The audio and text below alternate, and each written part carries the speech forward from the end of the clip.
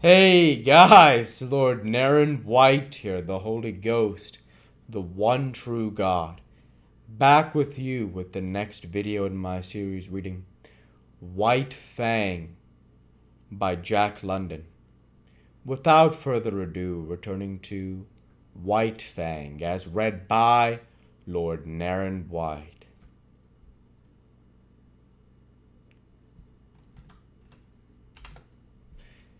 I've heard sailors talk of sharks falling ship, Bill remarked, as he crawled back into the blankets after one such replenishing of the fire. Well, them wolves is land sharks. They know their business better'n we do, and they ain't a holding our trail this way for their health. They're going to get us. They're sure going to get us, Henry. They've half got you already, a talkin' like that, Henry retorted sharply. A man's half licked when he says he is, and you're half eaten from the way you're going on about it. They've got away with better men than you and me, Bill answered. Oh, shut up your croaking. You make me all fired tired. Henry rolled over angrily on his side, but was surprised that Bill made no similar display of temper. This was not Bill's way, for he was easily angered by sharp words. Henry thought long over it before he went to sleep, and his eyelids fluttered down and he dozed off. The thought in his mind, there's no mistaking it. Bill's almighty blue. I'll have to cheer him up tomorrow.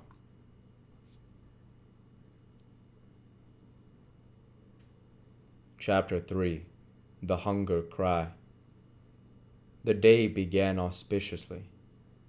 They had lost no dogs during the night, and they swung out upon the trail and into the silence, the darkness and the cold with spirits that were fairly light.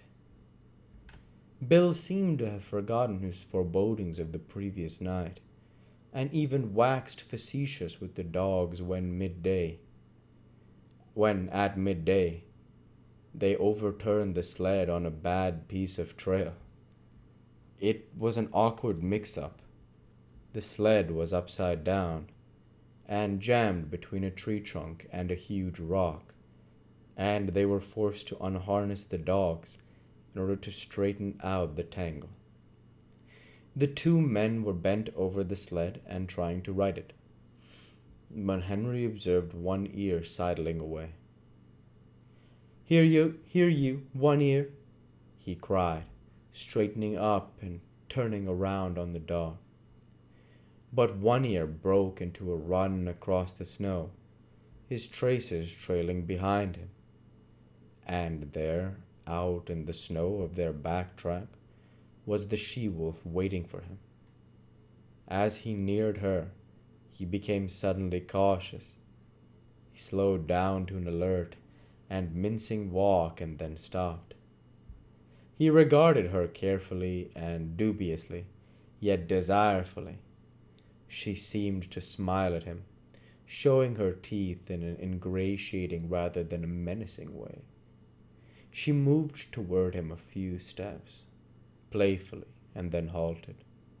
One Ear drew near to her, still alert and cautious, his tail and ears in the air, his head held high. He tried to sniff noses with her, but she retreated playfully and coyly. Every advance on his part was accompanied by a corresponding retreat on her part. Step by step, she was luring him away from the security of his human companionship. Once, as though a warning had in vague ways flitted through his intelligence, he turned his head and looked back at the overturned sled, at his teammates, and at the two men who were calling to him. But whatever idea was forming in his mind was dissipated by the she-wolf, who advanced upon him, sniffed noses with him for a fleeting instant, and then resumed her coy retreat before his renewed advances. In the meantime, Bill had bethought himself of the rifle, but it was jammed beneath the overturned sled, and by the time Henry had helped him to right the load, One Ear and the she wolf were too close together and the distance too great to risk a shot. Too late, One Ear learned his mistake. Before they saw the cause, the two men saw him turn and start to run back toward them. Then, approaching at right angles to the trail and cutting off his retreat, they saw a dozen wolves, lean and gray, bounding across the snow. On the instant, the she-wolf's coyness and playfulness disappeared. With a snarl, she sprang upon One Ear. He thrust her off with his shoulder, and, his retreat cut off and still intent on regaining the sled, he altered his course in an attempt to circle around to it. More wolves were appearing every moment,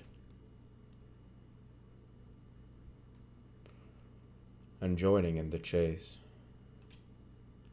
Then she was one leaping behind One Ear and holding her own. "Where are you going?" Henry suddenly demanded, laying his hand on his partner's arm. Bill shook it off. "I won't stand it," he said.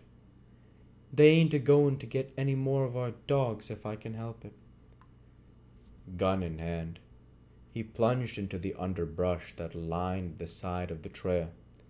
His intention was apparent enough, taking the sled as the center of the circle that One Ear was making. Bill planned to tap that circle at a point in advance of the pursuit. With his rifle in the broad daylight, it might be possible for him to awe the wolves and save the dog. "Say, Bill," Henry called after him, "be careful. Don't take no more chances." Henry sat down on the sled and watched.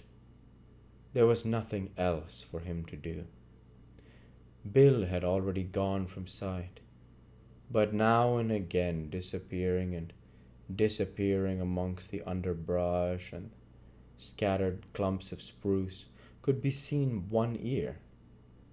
Henry judged his case to be hopeless. The dog was thoroughly alive to its danger, but it was running on the outer circle, while the wolf pack was running on the inner and shorter circle.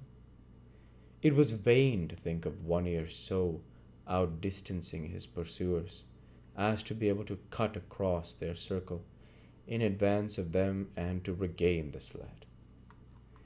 The different lines were rapidly approaching a point. Somewhere out there in the snow, screened from his sight by trees and thickets, Henry knew that the wolf pack, One Ear, and Bill were coming together. All too quickly, far more quickly than he had expected, it happened. He heard a shot, then two shots in rapid succession, and he knew that Bill's ammunition was gone. Then he heard a great outcry of snarls and yelps. He recognized One Ear's yell of pain and terror, and he heard a wolf cry that bespoke a stricken animal. And that was all. The snarls ceased, the yelping died away, silence settled down again over the lonely land. He sat for a long while upon the sled. There was no need for him to go and see what had happened. He knew it as though it had taken place before his eyes. Once he roused with a start and hastily got the axe out from underneath the lashings, but for some time longer he sat and brooded, the two remaining dogs crouching and trembling at his feet. At last he arose in a weary manner, as though all the resilience had gone out of his body, and proceeded to fasten the dogs to the sled. He passed a rope over his shoulder, a man trace, and pulled with the dogs. He did not go far. At the first hint of darkness, he hastened to make a camp, and he saw to it that he had a generous supply of firewood. He fed the dogs, cooked and ate his supper, and made his bed close to the fire. But he was not destined to enjoy that bed. Before his eyes closed, the wolves had drawn too near for safety.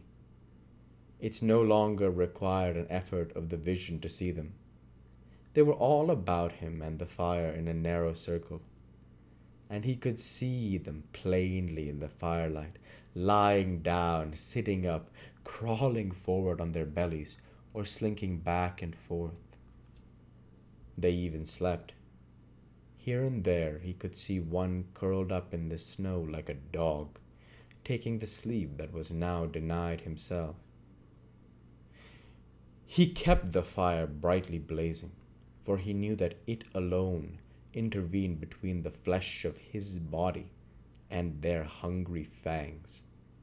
His two dogs stayed close by him, one on either side, leaning against him for protection, crying and whimpering, and at times snarling desperately when a wolf approached a little closer than usual. At such moments, when his dog snarled, the whole circle would be agitated, the wolves coming to their feet and pressing tentatively forward, a chorus of snarls and eager yelps rising about him. Then the circle would lie down again, and here and there a wolf would resume its broken nap. And we'll go ahead and stop there for this week. As usual, I want to say thank you for watching, and I hope you enjoyed. Please like, comment, and subscribe, as it greatly helps the channel. Light be with you all. Take care, and thanks again.